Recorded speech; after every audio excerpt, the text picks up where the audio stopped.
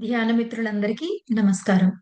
41 రోజు పాటు 41 మంది గురువుగారుల గురించి తెలుసుకుంటూ చేసే ఈ ప్రయాణంలో మరి ఈరోజు 29వ రోజులోకి అడుగుపెట్టాం మై డియర్ ఫ్రెండ్స్. మరి 29వ రోజులోకి మీకు ఇదే నా ఆహ్వానం.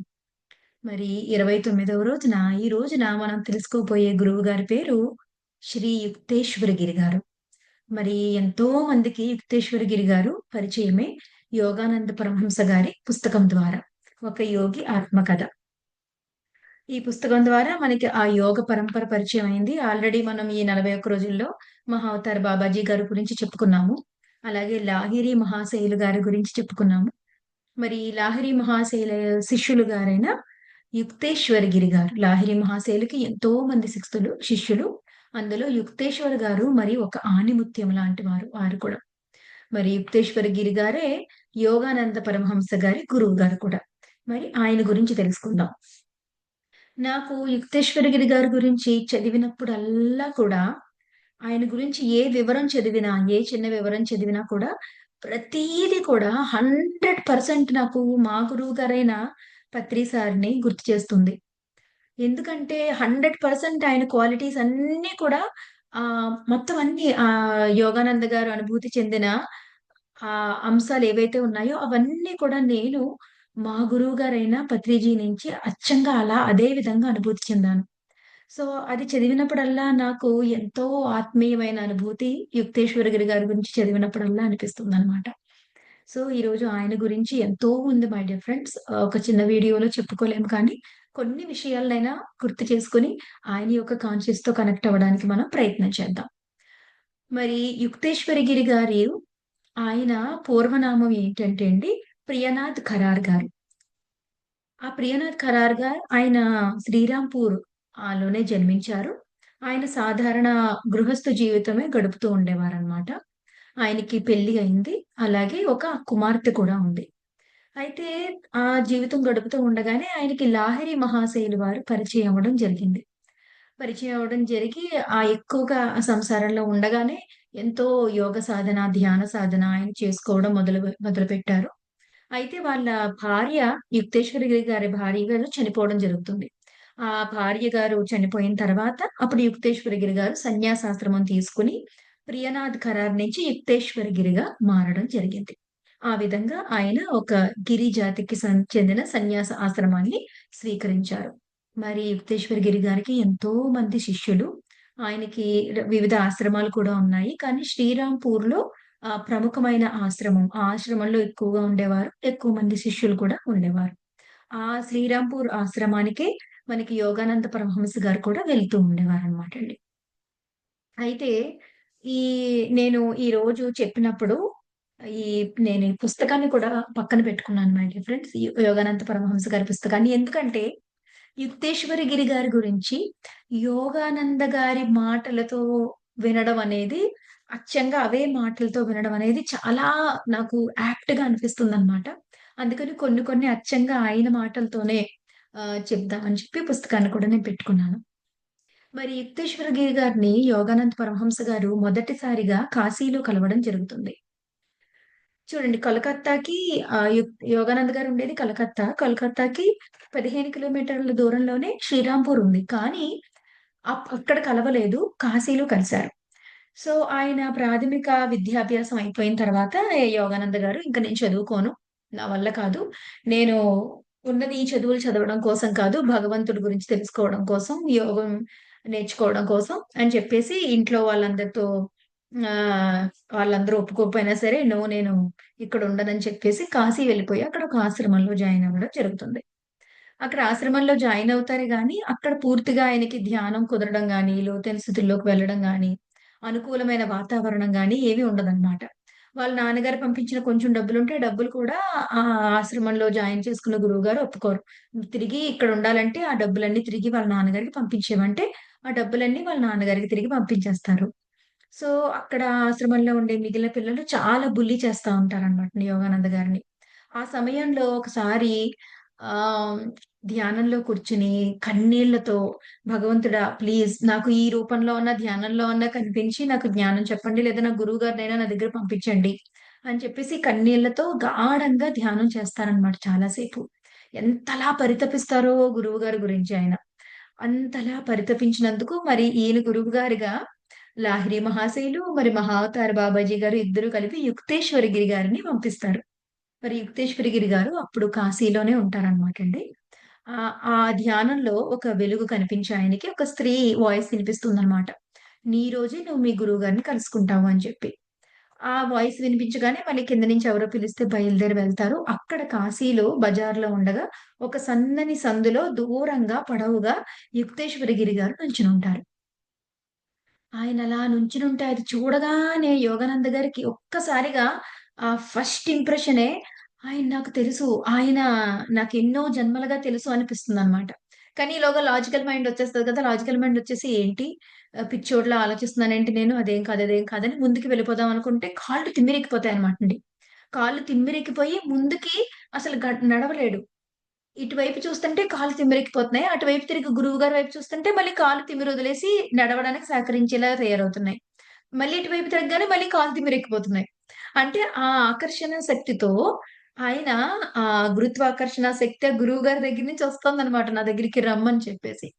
అప్పుడు అలా 2, 3 సార్లు అటు తిరిగి, ఇటు తిరిగి తన శారీరక సెన్సేషన్ అంతా గమనించుకున్న తర్వాత యోగానంద గారికి అర్థమైపోతుంది. నా గురువుగారు ఈయనే అని చెప్పేసి వెంటనే ఆ చేతిలో ఉన్న సంచులన్నీ ఇంకో అబ్బాయికి అప్పచెప్పేసి తనతో పాటు వచ్చినానికి వెంటనే గురువుగారి దగ్గరికెళ్ళిపోతారు. రాగానే యుక్తేశ్వరగిరి గారు ఎంతో ప్రేమతో "వచ్చావా నాయనా? నీ గురించి ఎన్నో సంవత్సరాలుగా నేను ఎదురు చూస్తున్నానని" ఎంతో ప్రేమగా దగ్గర తీసుకొని ఆయనతో పాటు అక్కడ కాశీలో తన గదిలోకి తీసుకెళ్తారనమాటండి. తీసుకెళ్ళి ఎంతో ప్రేమగా చు ఆయన్ని దగ్గర తీస్తారనమాట. దగ్గర తీసి మొత్తం అన్నీ చెప్తారు. "నేను నీ బాధ్యతంతా నేను తీసుకుంటాను" అని చెప్పేసి ఆయనకి హామీ ఇవ్వడం జరుగుతుందనమాట. హామీ ఇవ్వడం జరిగితే ఆయనకి ఇంక ఇంటికెళ్ళడం ఇష్టం ఉండదు. కానీ యుక్తేశ్వరగిరి గారు ఏం చెప్తారంటే, "నువ్వు కరెక్ట్‌గా నెల రోజుల్లో ఇంటికెళ్తావు" అని చెప్తారనమాట. ఇప్పటి వరకు అంతా చాలా బావుంటుంది. చాలా ఆనందపడిపోతారు గురువుగారిని చూసి. పరవశంలో ఉంటారు. ఎన్నో మంచి విషయాలు చెప్తా ఉంటారు. ఇద్దరు కూర్చుంటారు. లాస్టొచ్చేటప్పటికి డిస్కషనొస్తది. డిస్కషన్ రాగానే యోగానంద హర్ట్ అవుతారనమాట. "నో నేను వెళ్ళను. కావాలంటే మీ ఆశ్రమానికొచ్చేస్తాను గానీ, మా ఇంటికి మాత్రం వెళ్ళను" అంటారనమాట.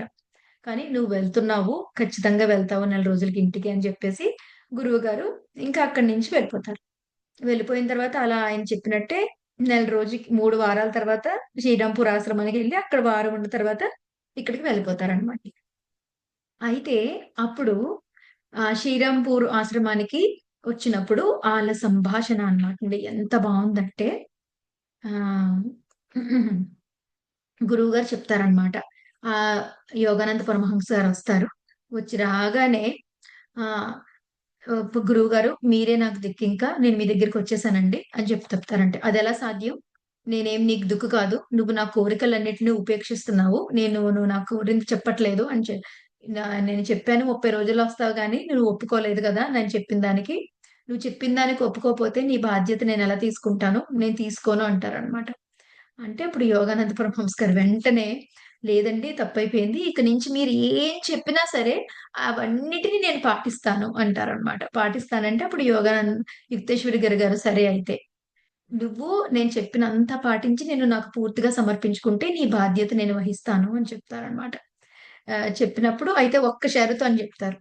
ఒక్క షరతు ఏంటంటే నాకు మీరు దైవ సాక్షాత్కారం ఇప్పిస్తారా? అప్పటి వరకు నన్ను గైడ్ జేస్తారా? ఆ ప్రామిస్ చేస్తే ఇంక నా లైఫ్ అంతా మీదే. మీరేం చెప్పినా నేను చేస్తాను అని యోగానంద్ గారు అంటారనమాట. అలా చాలా కాన్వర్జేషన్స్ తర్వాత నువ్వు మొండివాడివి ఓకే. సరే అని చెప్పి యుక్తేశ్వరగిరి గారు ఒప్పుకుంటారు. ఒప్పుకున్న తర్వాత ఏమవుతుందంటే సరే ఇక్కడి నుంచి నేను చెప్పింది వింటావు గదా! అంటే వింటానంటే అయితే మీ ఇంటికెళ్ళు. మీ ఇంటికెళ్ళి నువ్వు కాలేజీలో జాయిన్ అవ్వు. నువ్వు కాలేజ్ చదవాలి. నువ్వు భవిష్యత్తులో అమెరికాకి వెళ్తావు. అక్కడ ఎంతోమంది పాశ్చాత్యులకి, అమెరికన్స్‌కి వాళ్ళందరికీ నువ్వు గురువవుతావు. వాళ్ళకి ఇక్కడ హిందూ దేశం నుంచి వచ్చిన ఒక గురువుకి గనక డిగ్రీ కూడా ఉంటే ఇనీషియల్‌గా అది వాళ్ళు అవే చూస్తారు. అది హెల్ప్ అవుతుంది నీకక్కడ సర్వైవ్ అవ్వడానికి, అక్కడితో కలవడానికి అన్నిటికి. కాబట్టి నువ్వు చదవాలి అని చెప్పి ఆయన భవిష్యత్తును కూడా చెప్పడం జరుగుతుందనమాట. అలాగే ఆహ్, శ్రీరాంపూర్‌లో మీ గురించి చెప్పండి అంటే, నా చిన్నప్పుడు యోగానంద గారు అడుగుతారు యుక్తేశ్వరగిరి గారండి. మీ చిన్నప్పుడు విషయాలు కొన్ని చెప్పండి గురువుగారు నాకు అని.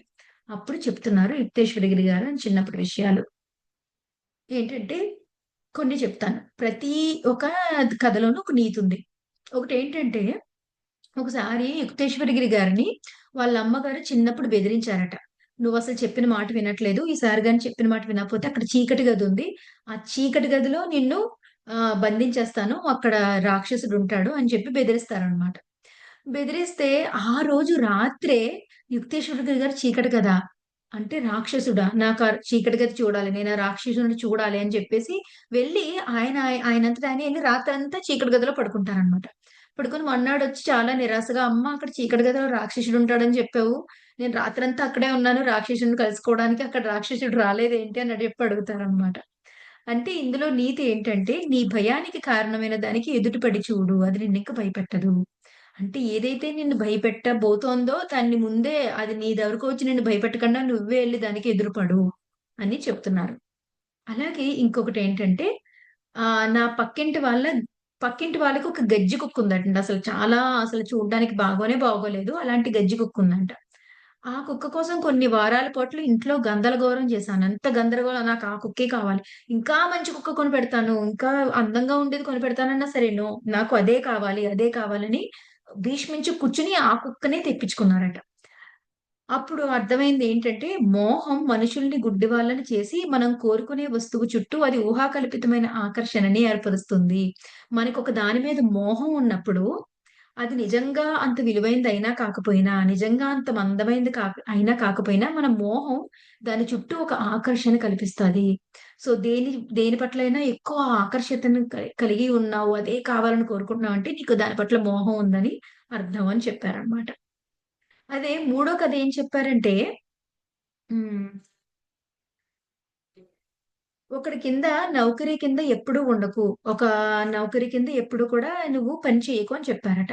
అది ఒక బానిసత్వం కింద ఎవరి దగ్గరన్నా పని చేస్తే అని. అది విని ఇంకాయనకి ఎక్కడ ఉద్యోగంలో జాయిన్ అవ్వడం అనేది చాన్నాళ్ళ పాటు ఆయన స్ట్రగుల్ అయ్యి అసలు ఉద్యోగం అనేదే చేయకూడదు నేను. ఎవరి కిందన్నా పని చేయడం అంటే అదొక అవమానం అన్నట్టుగా ఆయన తీసేసుకున్నారట. అది చెప్తున్నారనమాట. ఏదైనా సరే చిన్న పిల్లలకి ఏ విషయం చెప్పినా సరే చాలా జాగ్రత్తగా చెప్పాలి. వాళ్ళకి చెప్పిన విషయాలు వాళ్ళ లోతుల్లోకి వెళ్ళి, చాలా కాలం వరకు చాలా గాఢంగా ఎంతో ప్రయత్నం చేస్తే గాని అది అందులోంచి వెళ్ళిపోవు. కాబట్టి చిన్న పిల్లలతో చెప్పే విషయాలు, మనం ఇచ్చే స్టేట్మెంట్స్ అనేవి చాలా ఎరుకతో ఉండాలి అని చెప్పారనమాట. సో, ఇవన్నీ ఆయన చిన్నతనం గురించి స్వయంగా ఆయనే పరమహంస గారికి చెప్పిన విశేషాలనమాట. అయితే ఒకసారి ఏం చెప్తారంటే, యోగానంద పరమహంస గారు అడుగుతూ ఉంటారన్నమాట. యుక్తేశ్వర గిరి గారు, మీ గురువు గారితో జరిగిన అనుభవాలు చెప్పండి అని అడుగుతారు. అప్పుడు యుక్తేశ్వర గిరి గారు, ఆయన గురువుగారు లాహిరి మహాశయులతో ఆయనకి జరిగిన అనుభవాలు కొన్ని చెప్పారు. అవి కూడా తెలుసుకుందాం. యుక్తేశ్వర గిరి గారు ఆయనకి బాగా ఒక రకమైన వ్యాధి ఉండేదనమాటండి. కడుపులో అరిగేది కాదు. ఏం తిన్నా వంట పట్టేది కాదు. చాలా నీరసంగా, చాలా బక్కిగా అయిపోయేవారనమాట. అయిపోయి ఎప్పుడు ఇంక కొన్ని వారాల పాటు చాలా చిన్నప్పటి నుంచి అది ఉండేది ప్రాబ్లము. ఇంకొకసారి బాగా ఎక్కువైపోయి చాలా వారాల పాటు ఇదయిపోయిన తర్వాత లాహిరి మహాశయుల దగ్గరకొచ్చి గురువుగారు నాకసలు ఏం బాగోట్లేదండి అని చెప్తారనమాట. చెప్తే గురువుగారు చూసి "నువ్వే ఈ దీన్ని నువ్వు తెచ్చుకున్నావు. ఈ వ్యాధిని. ఇది నీ దగ్గరికి రాలేదు. నువ్వే నీ ఆలోచనతో తెచ్చుకున్నావు" అని చెప్తారనమాట. తెచ్చుకుంటే నేను తెచ్చుకున్నా గురువుగారు. నేనెలా తెచ్చుకుంటానంటే, నాకు కనిపిస్తుంది రేపటికి నీకు బాగైపోతదిలే అంటారనమాట. అలా అనంగానే మొన్నాడికి ఆయనకి మంచిగా ఓపికొచ్చేసి చాలా బావుంటది. ఉత్సాహంగా కొంచెం మొహం వెలుగుతది. ఉత్సాహంగా వచ్చి గురువుగారు నాకు తగ్గిపోయిందండి అంటారనమాట. యుక్తేశ్వర గురువుగారు లాహిరి మహాశయులతో. అనంగానే మళ్ళీ "తగ్గిందా? అయితే నువ్వే తగ్గించుకున్నావు. కానీ తగ్గడం ఎంతసేపు ఉంటదో చూద్దాం. నాకైతే ఎంతో సేపు అనిపించట్లేదు" అంటారు మళ్ళీ లాహిరి మహాశయులు. అలా అనంగానే మళ్ళీ మొన్నాడు ఇంక బాగా నీరసపడిపోయి, ఇంక గురువుగారి ఆశ్రమం వరకు కూడా చేరడానికి గగనమయ్యేంత నీరసం వచ్చేసి అలా ఈడ్చుకుంటూ వస్తారనమాట. వచ్చి మళ్ళీ గురువుగారు నాకొచ్చేసిందంటే, అప్పుడు లాహిరి మహాశయులు నీకింకా నవ్వుతారనమాట చూసి. నవ్వితే నన్ను వేళాకోళం చేసి నాతో ఆడుకుంటున్నారా గురువుగారంటే, లేదు నీ ఆలోచనకున్న శక్తిని నువ్వు ఆహ్, అసలా గుర్తించట్లేదు అని చెప్తారు చూసండి. అది ఈయన మాటల్లోనే చెప్తాను. నిన్ను మార్చి ఒకసారి బలహీనంగా, మరోసారి బలవంతంగా చేసేది నీ ఆలోచనే. నీ అవచేతన మనస్సులో జరిగే ఆలోచన ఖచ్చితంగా ఎలా అనుసరిస్తుందో నువ్వే చూసావు. ఆలోచన అనేది విద్యుత్ లాగా, భూమాకర్షణ లాగా ఒకానొక శక్తి. ఆలోచన అనేది ఒక శక్తి. మానవుడి మనస్సు పరమేశ్వరుడి శక్తివంతమైన చైతన్యంలో ఒక విస్ఫులింగం.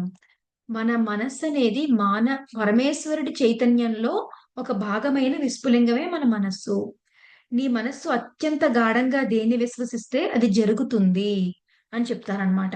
నువ్వు గనక గాఢంగా విశ్వసించు. నేను చెప్పాను బాగవుతదని, సో బాగవుతదని విశ్వసించు బాగైపోయింది. నేను మళ్ళీ వచ్చేస్తదేమో ఎన్నాళ్ళు ఉంటదో చూద్దాం అన్నాను. మళ్ళీ నీకు తిరిగొచ్చేసింది. సో నువ్విప్పుడు విశ్వసిస్తే నీకు ఈ క్షణంలో ఎప్పటికిప్పుడే నీకు హీలింగ్ జరిగిపోతది. విశ్వసించు అని చెప్పి అప్పటికప్పుడు ఆయనక్కడ ధ్యానంలో కూర్చోబెడతారు. ధ్యానంలో కూర్చోబెడితే ఆయన పూర్తిగా ఇంక నమ్ముతారనమాట. నాకు పూర్తి ఆరోగ్యం ఉంది. నేను పూర్తిగా నా బరువు నాకు పూర్తిగా ఉంది. విశ్వసిస్తే ఎప్పుడు జరుగుతది గురువుగారంటే, ఇప్పుడే ఈ క్షణంలోనే జరుగుతదని చెప్తారు. చెప్పిన తర్వాత అలా ఆయన చూస్తారు. యుక్తేశ్వర్ గారి వంక ఆయన వెంటనే ధ్యానంలో కూర్చుంటారు. ఒక గంట సేపు తర్వాత ఇంటికెళ్ళిపోతారు. ఇంటికెళ్ళిన తర్వాత అందరూ చూసి ఆశ్చర్యపోతారు. "అదేంటి నీ శరీరానికి నీరు పట్టేసిందా?" వాళ్ళ అమ్మగారు చూసి, "నీ శరీరానికి నీరు పట్టేసిందా? ఇదేంటి ఇలా ఉబ్బిపోయావేంటి?" అంటారు. అంటే అప్పటికప్పుడు ఆ రోజులో ఒక కొన్ని గడియల్లోనే ఆయన 50 పౌండ్ల బరువు పెరుగుతారు. మొత్తం అనారోగ్యం అంతా తగ్గిపోతుంది. ఆయన శరీరం దృఢంగా తయారవుతుంది. అప్పటినుంచి మళ్ళీ ఎప్పుడు ఆయన అలా బక్కచిక్కిపోలేదట. అంటే మన మనసు ఒక దాన్ని దృఢంగా నమ్మినప్పుడు, కంప్లీట్‌గా నమ్మినప్పుడు దానికి తగ్గట్టుగా మొత్తం అంతా ఎలా మారిపోతుంది. దానికి కూడా యుక్తేశ్వరి గారు చెప్తున్నారనమాటండి. బ్రహ్మజ్ఞులైన మా గురువుగారు ఈ ప్రపంచం సృష్టికర్త ఘనీభూత స్వప్నం తప్ప మరేమీ కాదు. అంటే ఇది ఒక మెటీరియల్ డ్రీమ్ ఆఫ్ గాడ్ అని చెప్తున్నారనమాట. దివ్య స్వాప్నికుడైన పరమేశ్వరుడితో తమకున్న ఏకత్వం స్పృహలో ఉన్నందువల్ల ఆయన భౌతిక ప్రపంచపు స్వప్నావుల్ని తమ ఇచ్ఛానుసారంగా ప్రకటితం చేయడానికి, లుప్తం చేయడానికి గాని, తాము కోరిన మార్పు ఏదైనా చేయడానికి గాని చే వీలవుతుంది. అంటే ఏంటంటే, ఈ మెటీరియల్ వరల్డ్ అంతా కూడా గాడ్ యొక్క డ్రీమ్ తప్ప ఇంకేమి కాదు. ఒకవేళ నువ్వు నీతో గాడ్‌కి ఉన్న వన్నెస్‌ని నీ అవేర్‌నెస్ లోనే ఉంచుకుని అలైన్ అయ్యి ఉంటే గనక, ఈ మెటీరియల్ డ్రీమ్‌ని నువ్వు ఎలా కావాలంటే అలా మార్చేసుకోవచ్చు.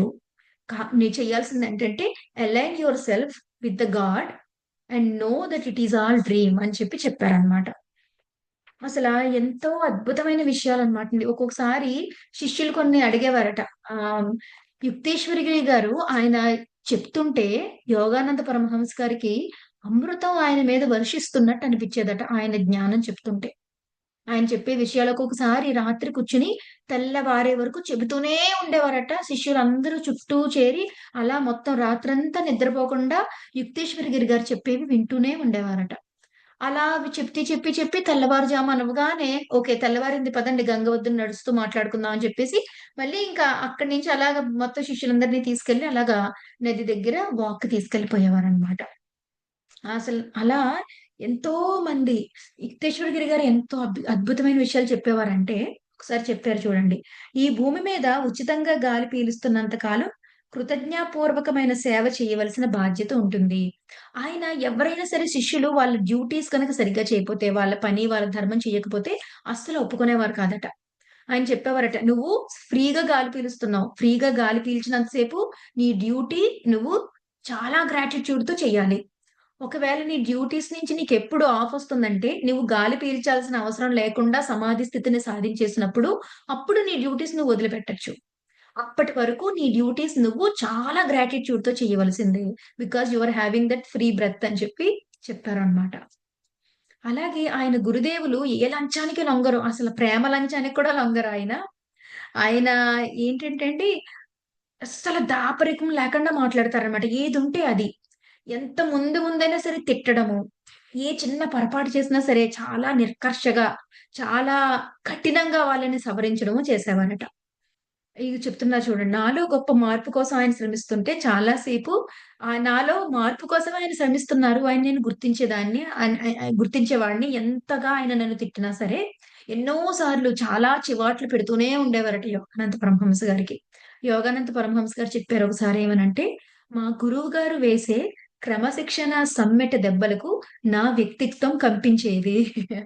ఆయన క్రమశిక్షణ సమ్మెట దెబ్బలేస్తుంటే నా వ్యక్తిత్వం అంతా కంపించిపోయేది. అంతలాగా ఆయన ఉపేక్షించేవారు కాదు. చిన్న పొరపాటును కూడా ఉపేక్షించేవారు కాదు. పనిలోనూ, మాటలోనూ, వినయంగా ఉండడంలోనూ, అన్నిట్లోనూ కూడా చాలా పెర్ఫెక్షన్ చూసేవారు. మా గురువుగారు పత్రి సార్ అలాగే వడ్డించేటప్పుడు చిన్న తేడా వచ్చినా, ఆ మంచినీళ్ళ గ్లాసు పైన కాకుండా కింద పెట్టినా, లేకుంటే ఎవరితోన్నా మాట్లాడేటప్పుడు ఏదన్నా ఒక మాట తేడా మాట్లాడినా ఖచ్చితంగా అందరి ముందు పిచ్చిగా తిట్టేవారనమాట గురువుగారు పత్రి సారు. తిట్టి అప్పటికప్పుడు నిర్కర్షగా సరిచేసేవారనమాట వాళ్ళని. అసలా యుక్తేశ్వరగిరి గారి గురించి చదువుతుంటే మొత్తం అంతా నాకు గురువుగారు అడుగడుగునా గుర్తొస్తూనే ఉన్నారు మై డియర్ ఫ్రెండ్స్. అలాగే యుక్తేశ్వరగిరి గారు ఒకసారి ఏం చేస్తారంటే అంటే ఆళ్ళ శిష్యుల్ని ఎలా ట్రైన్ చేసేవారు అని కూడా చెప్తాను కొన్ని కొన్ని. ఓసారి ఆయన గురువుగారు రావాల్సుంది. ఎక్కడికో వెళ్తారు. శ్రీరాంపూర్ వచ్చేయాల్సుంది. వచ్చే సమయానికి ట్రైన్‌కి రండి అని చెప్పి ఆయన ఉత్తరం రాస్తారు.